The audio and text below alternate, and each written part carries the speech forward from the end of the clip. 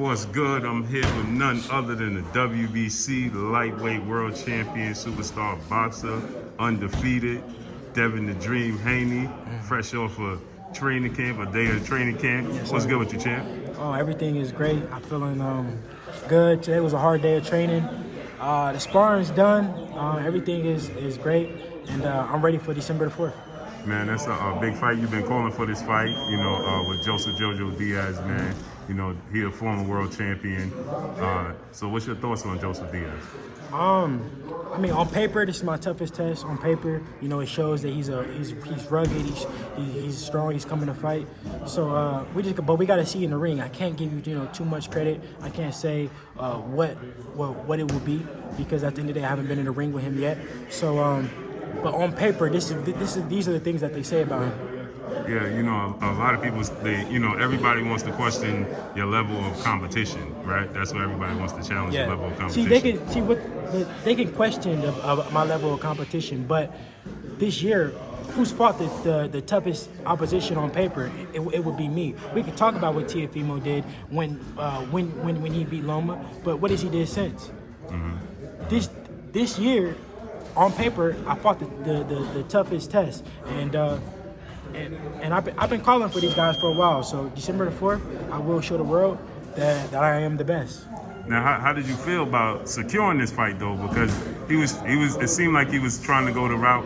You creating history, right? You got your mandatories are looking to fight each other opposed to fighting you, man. And it worked out where Ryan pulled out the fight. Just securing these fights, man. How was the process of you because you've been calling out the best fighters?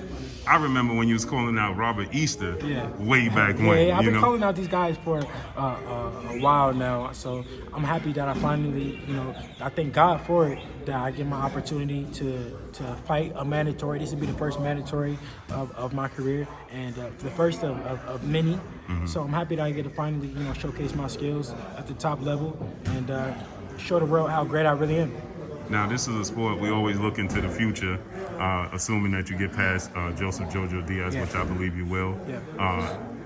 Now, with you and Teofimo Lopez, y'all came face-to-face. It went viral. Yeah. But not only that, the WBC, they held their convention this week. And once again, Mauricio Suleiman, he states that in order for Teofimo Lopez to be undisputed, he has to beat Devin Haney. I mean, it's reality. At the end of the day, you can say what you want to say. Oh, he beat T. Loma, yada yada yada. You can make every scenario. At the end of the day, it's disputed. So and if the tables were turned, and I feel like the world wasn't, they wasn't valuing my undisputed, then I would just say, fuck it, I'm gonna fight the guy who they say who determines if I'm undisputed, beat him, and I'm gonna become undisputed. And that's what I would do, and I will beat him, and then I will be undisputed. Right. Now, it only just makes sense. You guys fighting a week apart. He fighting November 27th, you fighting December 4th. Yeah. It's a week apart. But I asked Bob Arum yesterday, I said, what's your interest level of making that fight happen? And he said that Devin Haney is going to ask for too much money to make that fight happen. What's your thoughts on that? See, it's funny because didn't they say we had a meeting and all this shit? But now he's saying that he doesn't think it's going to happen because I'm going to ask for too much money. Every day is something new with Bob Arum and Top Rank and Teofimo Lopez and his dad. Every day they make up new scenarios. They tell new lies. If you pay attention closely, I mean, you can add it up. I mean, the proof is in the pudding. But my main focus right now is Jojo Diaz. He's, like I said, he's my toughest test on paper. But I will show on December 4th, like I said, how good I am, how great I am, how much talent that I have, how much skills, how much dog, heart, whatever you want to call it. I will showcase everything. Now, everybody, they always talk about your power. A big thing today's time is your chin after one clip from Jorge Linares, man. Yeah. What's your thoughts on that? They can say what they want to say. Every great fighter has been hurt. I don't know who it is.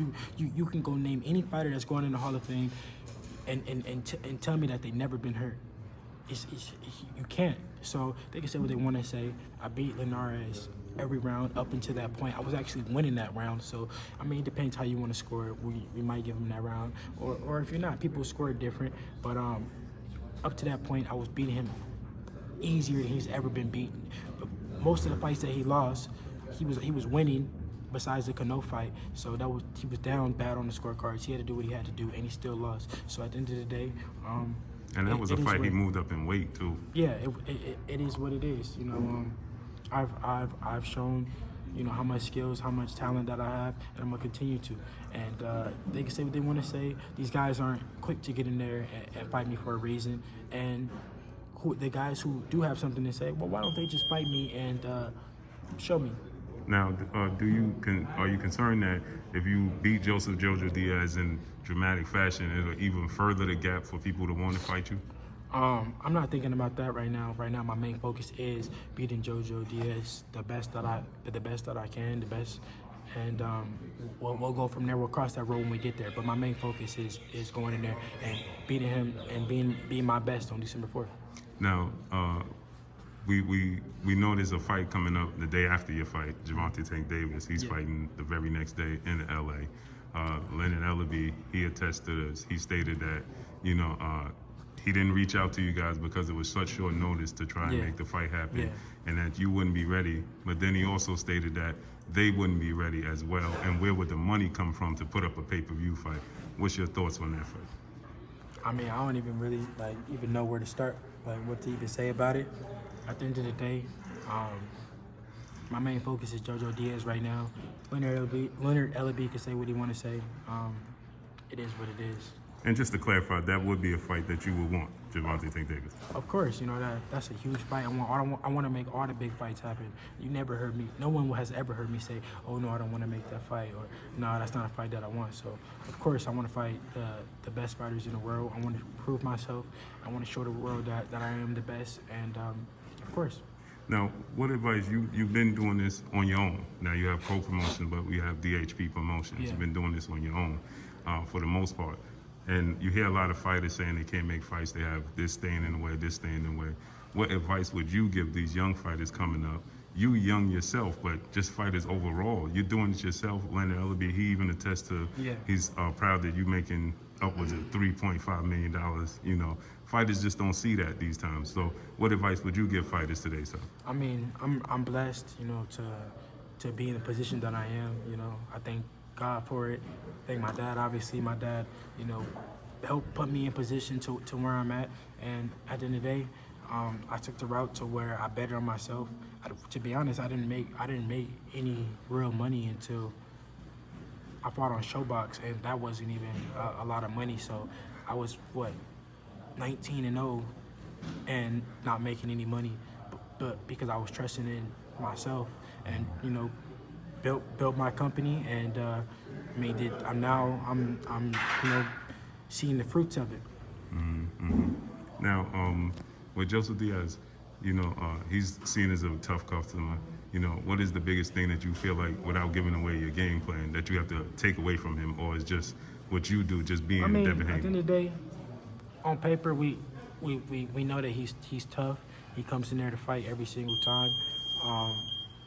But you know, obviously with every opponent, I got to take away what they do best and handicap them, and that's what I will do on December the 4th. You know, the things that we feel like he does best, we're gonna handicap him of it, and you know, basically just expose his weaknesses. Now I got to ask you about two fights before I let you get out of here. Big fight coming up tomorrow. Terrence Crawford, Sean Porter. What's your thoughts on that fight? I think that's a great fight. It's a good fight for the fans. I'm very familiar with Sean Porter. You know, we did a lot of rounds when I was young. Terrence Crawford is a good friend of mine. I think that is a good fight. I like Terrence Crawford in that fight. I think Terrence Crawford just has more tools, but Sean Porter is a dog. You can never count him out. But I just see Terrence Crawford being victorious. Now, what's your thoughts on Canelo Alvarez becoming undisputed, and now he's announced that he's going all the way up to cruiserweight? What's your thoughts on that? I actually like it. I actually like that he's, you know, testing himself. He's what is going to be his 5th weight class. You gotta respect it. I don't care what you say. They could say he ain't fought this person, he ain't fought that person. Man, the man going up to cruiserweight and he's 5'9", so you gotta respect it. That's like me being I'm 5'9" as well, like 5'9 and a half. That's like me going up to cruiserweight. You gotta respect it, and you know, I take my hat off to him. Now, just let the fans know what they could expect December 4th. It's gonna be a fun night for me. I can't wait to show everything that I made up on December 4th. Show everything that we've been working on. Show my skills. Show everything December the 4th. So tune in, and I look forward to it. Appreciate you, champ. Thank you.